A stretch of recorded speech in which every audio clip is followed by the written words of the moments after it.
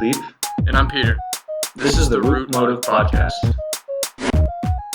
All opinions expressed are those of the hosts and do not necessarily reflect the position of any other organizations or affiliations.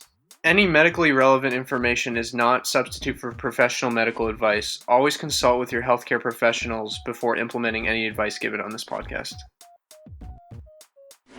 Yo, so welcome to episode 2 of the Root Motive Podcast. I'm here with Peter. What's up, Peter? Yeah, what's up, Goldie? So we're just kind of talk and catch up, and then today's topic will mostly be about the coronavirus and some of the science behind it, and also how it's impacting our society and culture and just other cool stuff. So yeah, Peter. So what have you been up to the past couple weeks in the month or two? Month or two. Bro, we talked last week. No, I'm just kidding. No, I mean like since this whole debacle started, like what have you done at home since you've like? Yeah, basically just finishing up school.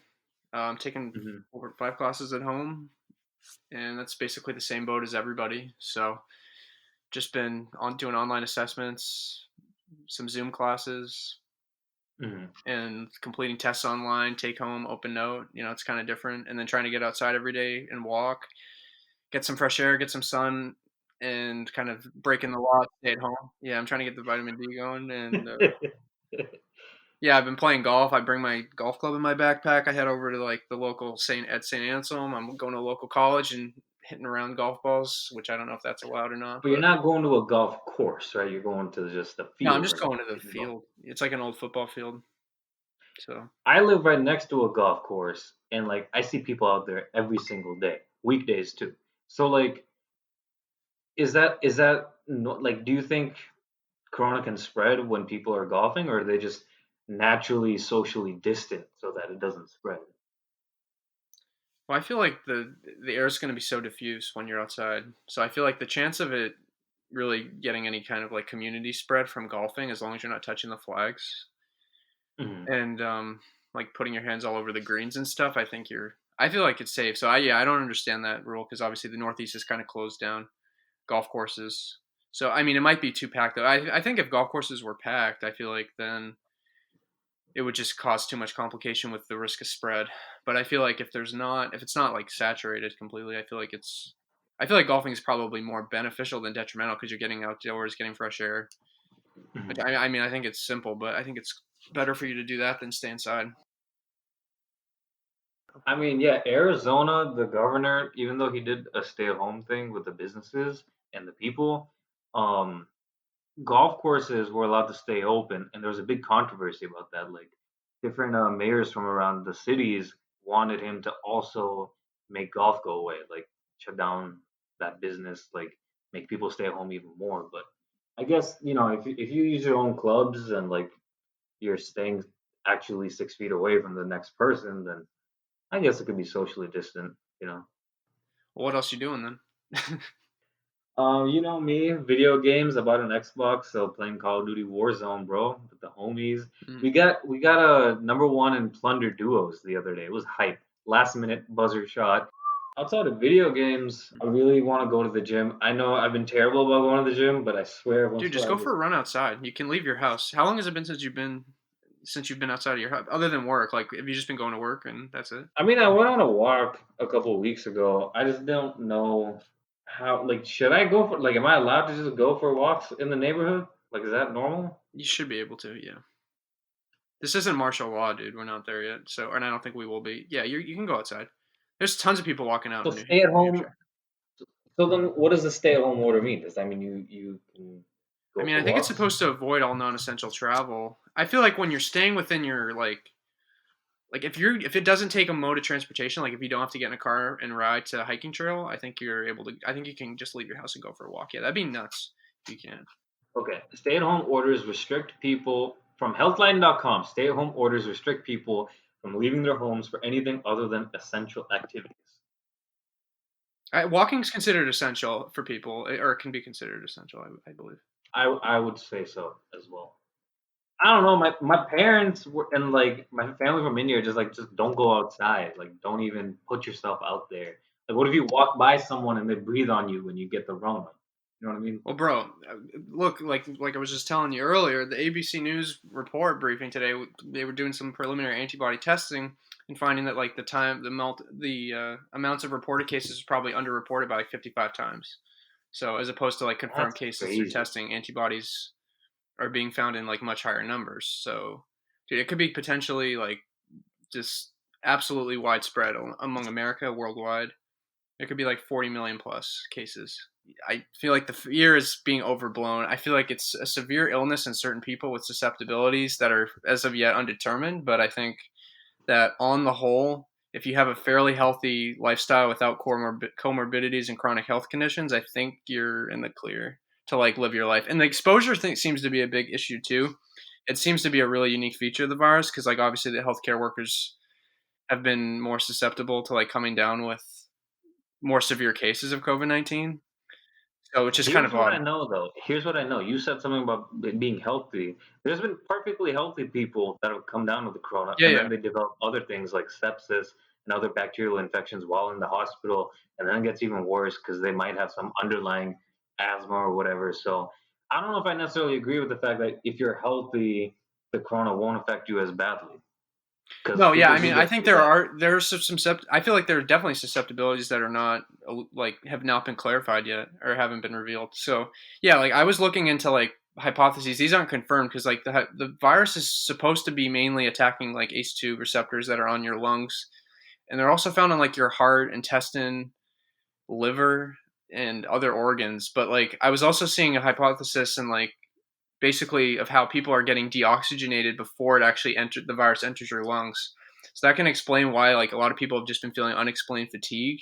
So basically it's Mhm. attacking hemoglobin, which is like your oxygen transporter, and it seems to maybe cause different varying susceptibilities in people with different blood types. So like I think type A, I'm not sure, was like potentially more in a correlational study was more of a risk factor for severe. So it could be the case that people with a certain blood type are being put at a greater risk. So that might be why. Because like I don't think this is like homogeneously affecting sick people or people with chronic like or who are unhealthy or have chronic conditions and comorbidities. Because that's not this virus is a little more unusual. But But there yeah. is no definitive thing about the blood type and the corona, right? No, there was a study though. No, there was a study done in like this was computational modeling though. It was modeling, but basically the coronavirus was looking at no, but it was The modeling is great and all, but you never really know something unless you measure it for real in the field. yeah, but the models constructed are like fairly are accurate. So I mean, I'm not saying it's guaranteed. It's a hypothesis though. That's the whole point. Because So like what yeah, type this of models are we talking? Are we talking about like a structural model of the virus itself versus different blood types and like how the structure of the cells are? yeah, like there's a paper I can link you to. I went through it. It's pretty. I mean, basically, I'm pretty sure they just simulated hemoglobin structure, and then also conjured an image or conjured a model of the SARS-CoV-2 virus, and basically ran different simulations of how it's able to gain access to hemoglobin using like certain binding domains of like amino acid chains. So I mean, it's not like you can't take it as definitive, but I think it's indicating that it's like potentially able to like interact with hemoglobin and mess with it. So like I don't think this is proof. Like you'd have to do like binding assays and like you'd have to actually test it out as well to like confirm it further. Basically, it's computational modeling, but they conjure structures of the hemoglobin and the SARS-CoV-2 virus and like run various. I mean, the complexity of it's not. I mean, it's a complex interaction, so I don't think computational modeling can like fully determine like okay, this is how it's doing. This is how it's binding to hemoglobin and gaining access. But I think it's suggestive that it could be a potential mechanism. So I thought it was interesting. So you'd have to just run some more like actual analyses on it. But yeah, I didn't go through the whole paper, but yeah, No, that's fair. That's it fair. attacks the beta chain. That's what I remember. So But you are saying that it was just a model, they didn't test it. no, it wasn't actually tested in like human sample. Yeah. I'm just gonna be playing the opposite role of whatever you say today. I'm just gonna keep trying to. You'll come up with theories. I'll just keep trying to knock them down. Okay, well, that was my basically like the alternate. It's not even a theory; it's a hypothesis, dude. It's not like No, that's fair. That's roughshod. fair. Yeah, this isn't like completely ridiculous. No, because the other thing too, I was saying like these are anecdotal, but basically I've seen doctors who have been reporting how even patients with type 1, type 2, who aren't overweight, otherwise healthy, other patients or other COVID-19 patients who aren't even diabetic, having like severe cases of insulin resistance. And so like they were needing crazy amounts of, because I'm type 1 diabetic as well, and I need like literally 3/4 of a unit of insulin per hour. I run on a insulin pump, so I need like less than a unit per hour. And then these patients were needing, I think they were more seriously ill, but they were needing 30 to 40 units of insulin per hour to keep their blood sugar regulated. So that's like 45, 50 times the amount of insulin, which is pretty insane. So you're saying that these are coronavirus patients with diabetes. I think it was even in people who didn't have diabetes. They were needing insulin like exogenous. But yeah, definitely, or regardless, in type 1 and type 2 diabetics who were otherwise healthy, like, or type 1s who didn't have like obesity or who weren't dealing with like high blood pressure and stuff like that, were getting insulin resistant, I think, in certain So cases. some health problems, but still insulin stuff, even Kind of if they like were me, bad. basically. Kind of like me, even. I think it was, or some people like me who were just getting severe cases of COVID. So they had to get sick and like really sick in order to get the insulin resistance. But what I was going to relate that to was like, you need, like, again, this is not, a lot of pseudoscientific communities are like promoting zinc as like one supplement that's supposed to help your immune system, right? But like I was seeing different, basically zinc's used as an enzyme, or it's used as a cofactor in insulin synthesis. So I was seeing that like if it's also used in hemoglobin. I don't know the exact step, but it's used to synthesize hemoglobin. So I was just like putting different pieces in my head together of like if it's attacking hemoglobin, if that did happen to be a like efficacious model and that's one mechanism that it was acting through, it might be depleting your zinc stores because you have to continuously replenish your hemoglobin. And so then you might also be dealing with insulin creation problems because I actually that might not be that was one thing I was thinking about though. Like it might be also depleting zinc in order to synthesize insulin, so it might be cause some complications there as one potential. But yeah, again, that might not. That's just kind of me speculating, Yeah, it but it could just be. seems I weird mean, because like people were getting, or it seems like I've seen on the news even like people who have gotten mild cases have just dealt with malaise and like fatigue and achiness, mhm. and it didn't get into their lungs. They didn't have any respiratory symptoms really. It was just literally fatigue. Really? Yeah, and like people have had mild cases, a low grade fever with like chills and stuff like that. And again, I think this disease is so individualized. Like so many people are expressing like or having different symptoms when they come down with it. So I feel like it makes it harder to like establish anything off the reports of people's symptoms. But Yeah, I mean, I did remember hearing that if you have like, it'll cause a fever, but then the shortness of breath and the respiratory stuff was like also part of it. So you might get one or the other. So we're talking about when we say like patients with coronavirus, we're talking about people who've been tested, right, with some sort of kit that's been developed by a hospital or some group. But like we understand that the virus is so like it sprouted on the scene so quickly, right? That even if researchers came up with a test, how sure can we be that it's 100% effective?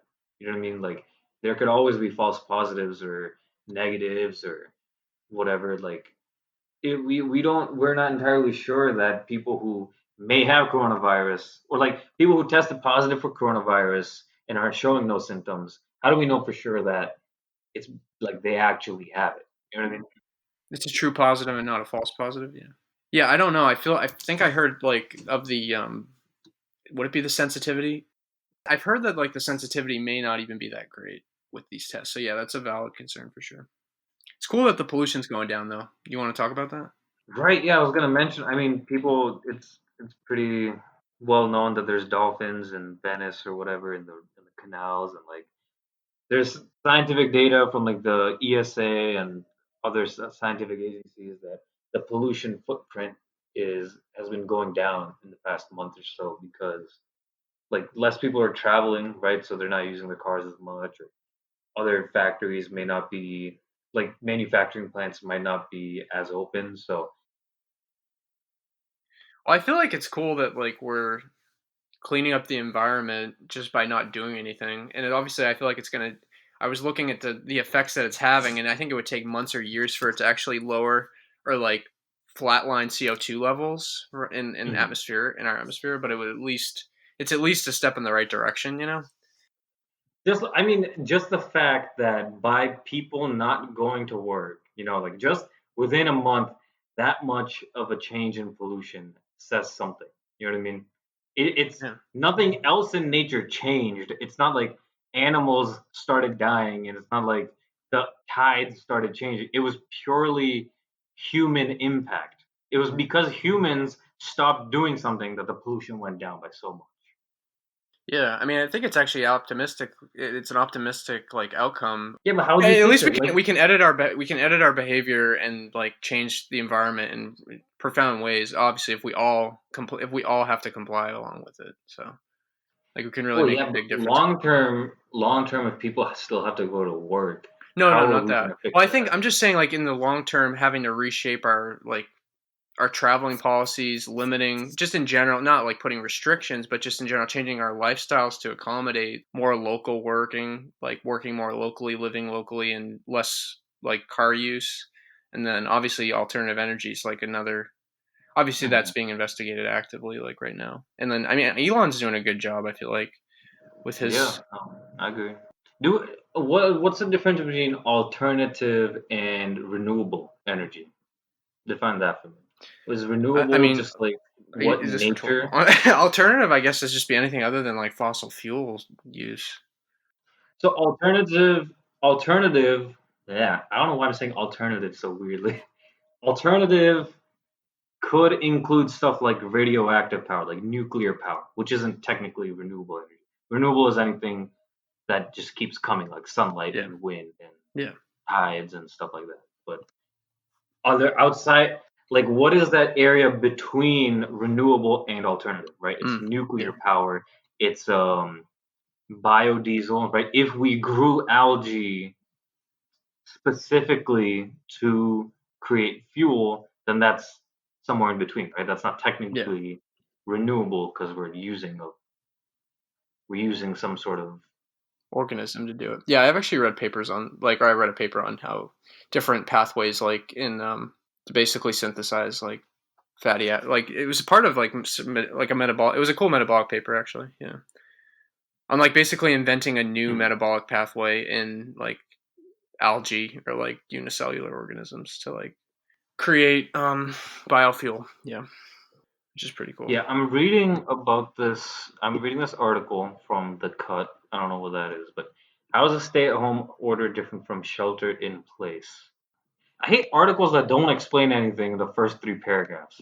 See, I'm like skimming through this. I'm not getting anything out of it. Mm, Ridiculous. yeah. Yeah, by the way, I was just seeing like just now how there have been more really atypical symptoms in people with COVID-19, Hmm. like swelling and reddening of like the tips of your fingertips and toes. I forget what it's called, but like a very odd. There's just been a lot of really odd outcome, like a lot of odd presentations with this virus. But do you think that's just the virus attacking you, making your body weak, and then other stuff is coming out? Like I don't know if that's necessarily a coronavirus thing. No, these are COVID-19s. I don't know if that's a Rona effect. You know what I mean? I think it's just allowing other stuff to come up to the surface. Yeah, actually, it's mainly in adolescents, and it's just I think they're not necessarily happening in people with COVID-19. Yeah, I don't know. Some more Rona stuff. What else did I want to talk about? I said pollution and then some.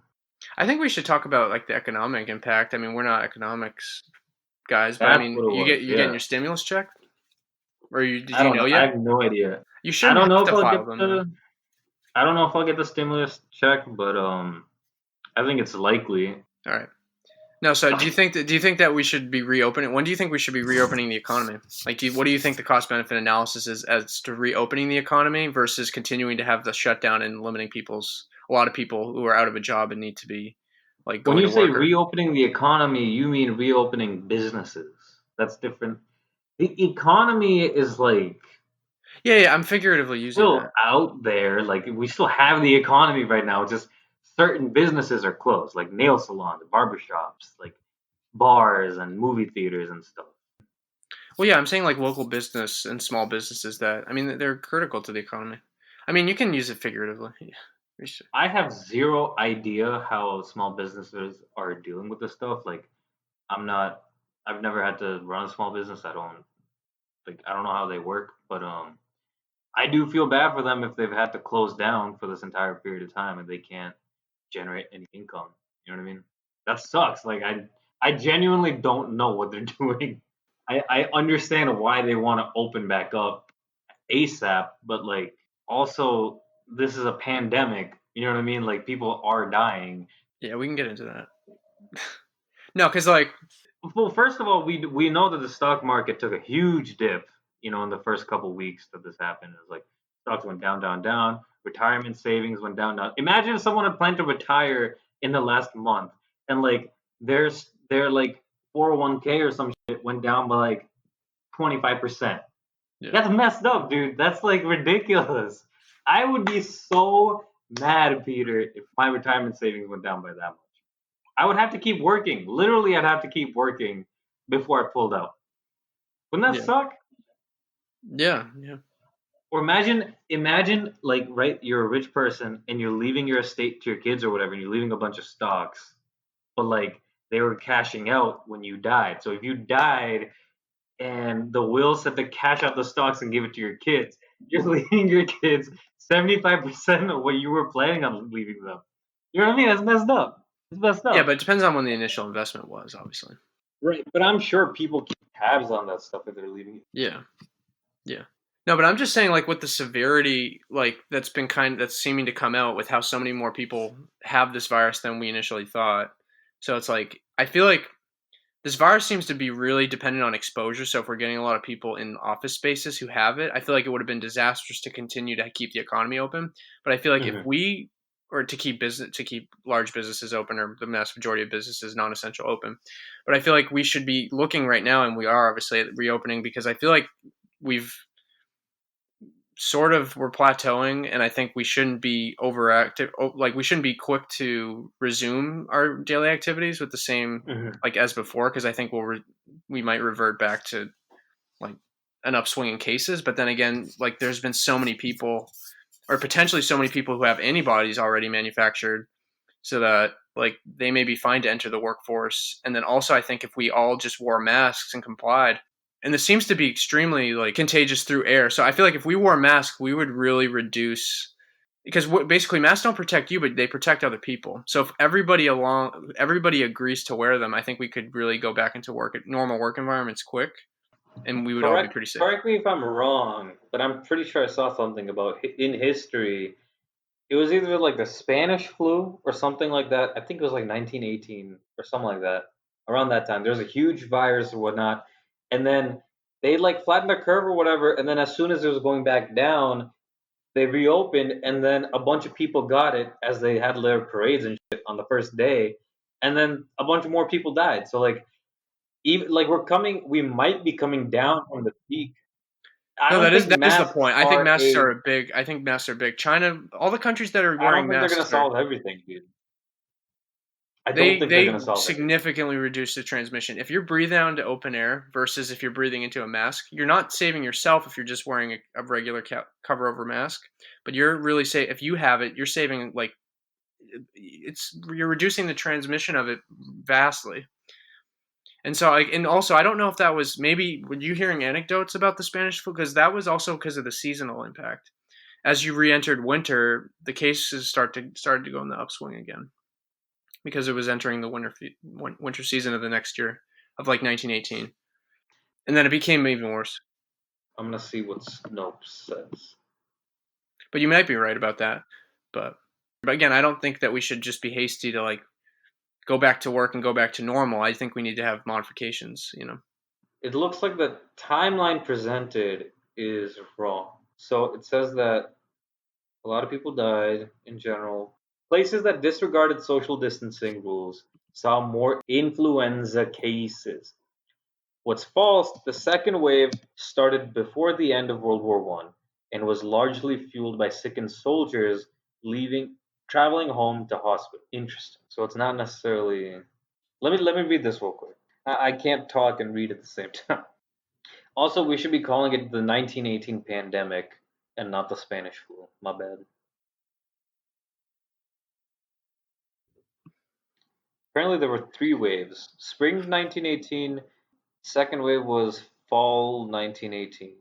Yeah, that's what I was referring to. I thought that was because there was winter was coming back, or the reoccurrence of winter. It looks like it was a lot of soldiers that were coming back. Yeah, that as well. I don't know, Peter. I don't think reopening businesses with people wearing masks is gonna work. All right, let's look up some. For the curve to work, the situation needs to be steady. You can't just get to the peak of the curve and then come down and then change the rules. That's not how this works. No, I think we need to give it more time, but I think within 2 weeks we should be really looking at like. That's what they said like a month ago. Yeah, but the daily death rate's fallen. That's for sure. And again, it just peaked. It reached its apex, so it's still relatively high. I'm just saying the cost benefit. People like this isn't like reported, but I mean just people who are dealing with mental health issues related to their loss of work. Like I think overall we're starting to reach a point where certain businesses might need to consider reopening. I don't know. The thing is our lifestyle is going to be changed completely as well. So like restaurants aren't going to do great business even if they open. So that's the other issue. Yeah, I mean, I agree. Dude, I've seen some models say that if we did hardcore social distancing, this might take until September to go away.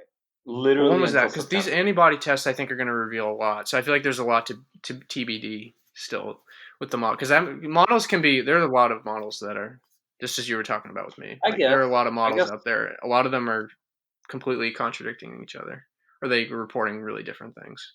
I would definitely want to see more tests in terms of seeing if Yeah, a lot more people have it than we thought. But like, I don't want to spend a bunch of money on a test. Like, I'm currently fine. I'm not sick. your insurance will probably I cover an could have it. I antibody might not have it. You know what I mean? Depending, like, antibody testing. Yeah, I don't you're know. saying my insurance would probably cover antibody tests. But like, how much I don't out of know. pocket do you think? I don't think insurance would cover It everything. should cover most of it. You should have to maybe pay a copay or something, right? Probably But $25. I like, don't how know. much? That's how normally How the much until copay the I would copay pay is worth it? You know what I mean? for medication. You see, here's the thing about getting a test. I would be more worried if the test came back negative than if it came back positive. Because right now I'm healthy, and so if the test came Yeah, back positive, I'd be elated to know that I have antibodies. But if the test came back negative, that means I would still need to hunker down and like keep avoiding everybody until like yeah, July. I don't want to get it and then risk my genetics being bad and then me yeah. getting to go No, to I the know. I just hospital. think that You know for what I mean? certain people, there needs to be. I don't know the situation. Everyone's situation is going to be highly variable, and they might be dealing with different jobs that are closed and may have the option of reopening and just are not able to, or others really aren't in like a good position, or they have conditions. Like that's why I think on the whole, younger people, like with the concept of herd immunity, we're talking about people who are younger, typically healthier, and are able to just who already may have antibodies being able to like re-enter the workforce in their previous position to kind of help stimulate the economy. So I mean, it's going to be gradual reopening. I'm not saying that we just open the floodgates, but I just think when we do, we can do it earlier if we're all doing complying with masks because I think it is important to do that. I think that's part of the reason why it spread because it was just spreading and spreading in early March, in late February probably, when we were all like, "Oh yeah, there's only 1,000 Mhm. cases, there's only 500 cases," or even before 1,000 because alerts started happening when there was 1,000, but even when there were less than 1,000 Right. cases, it was probably rampantly spreading. And then I was seeing also other studies of how you're most contagious when you're asymptomatic. Obviously, there was the numerous reports of being contagious with being asymptomatic, but it also might be the most contagious point of the virus is when you're not having symptoms. Is it because of your actions or is it like a biological thing? Like Yeah, if you're sick, you're not going out, but if you're not sick, you're going out. So is the contagiousness a is your body literally producing more viruses if you're asymptomatic versus is your body symptomatic. not producing as many Yeah, I'm assuming viruses if you're sick? that's what's going on. No, but I mean, I've combed through a lot of like papers and like even just abstracts, and so I didn't like look into, and it might have been just a general epidemiology study, but it was just saying that like in general, I think transmission was higher with being asymptomatic. Like I'm talking like from published studies. So I mean, everything's kind of formulative still. It's kind of a lot of studies are going to be isolated and reporting on events that are not backed up by other scientists and other reports. So like everything has to be taken with a grain of salt. No, I was just seeing that as another thing. So anyway, with the reopening of the economy, I feel like it obviously will happen gradually, and I just think masks should be prioritized. I think they do a lot more good than many people might think. And I think in America, it's such a culturally uncomfortable thing to wear because it's like it's physically uncomfortable, but it's also like we're just so unused to doing it. So yeah, I mean, do you think this virus came from a lab, or do you think it started in bats? What's your take? Because like I've done reading, and but what do you think?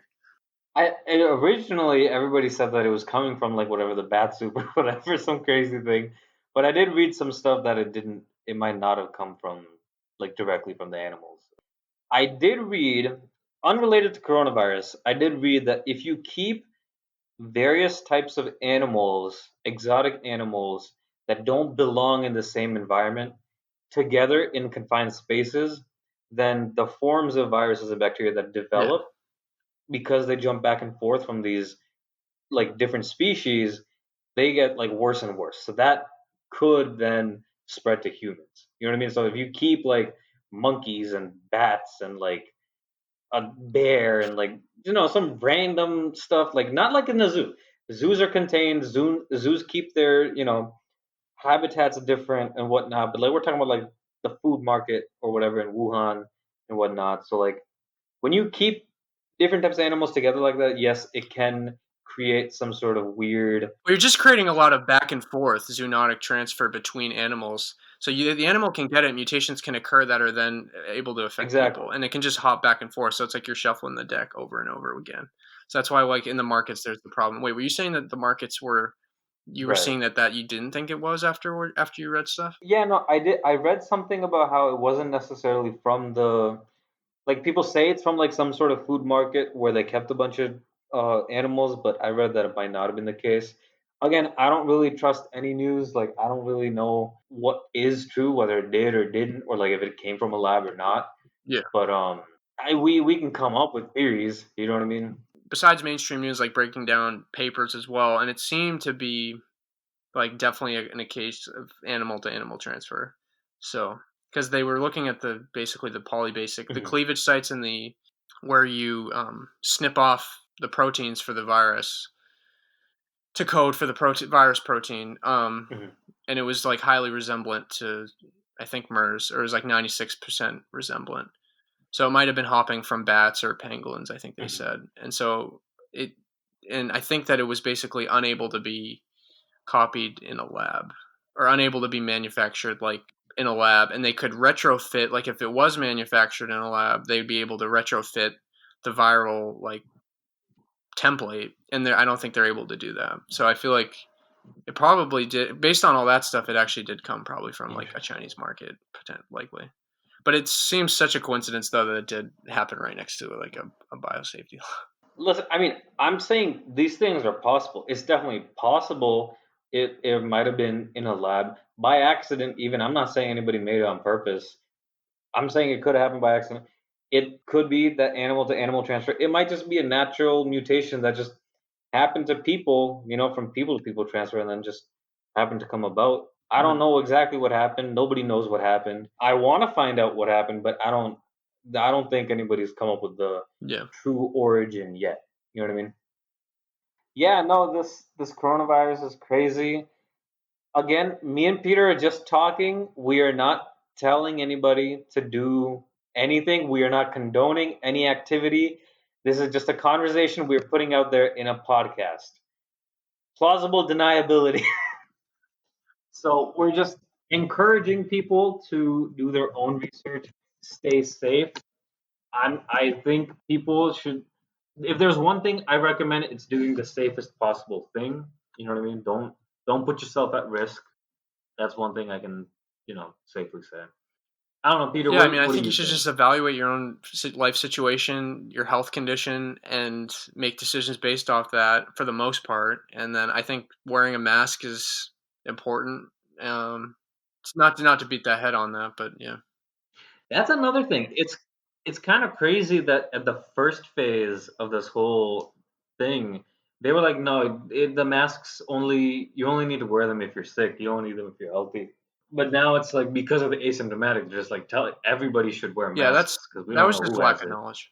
Initially, also they said that it wasn't spreading through the air. Like they said that it was only from like touch contact and whatnot. But then it came out that the virus was able to be Yeah. on aerosols or whatever. But I think it's crazy that like had we had the knowledge then that we do now, maybe it might have been different. If everybody had been wearing masks from the very Yeah, I mean, beginning, a lot of it was how different would this be? well, we can get into not into the weeds, but this is mainstream, dude. Is the World Health Organization's multiple mishaps talking about how it's not transmissible from human to human on a tweet, and just basically completely misrepresenting. Wait, the who said that? They published a public tweet January 14th, I believe. The virus is not transmissible from human to human, or no contact is evident from human to human. Oh dang. All right, I think we need to head into the final phase. So anyway, let me ask you, Cooley, what how's your life gonna change? How's your life gonna change like after this? Like, what are you gonna do different now? I'm not gonna do anything different. If the vaccine comes and we get herd immunity, we'll be fine, right?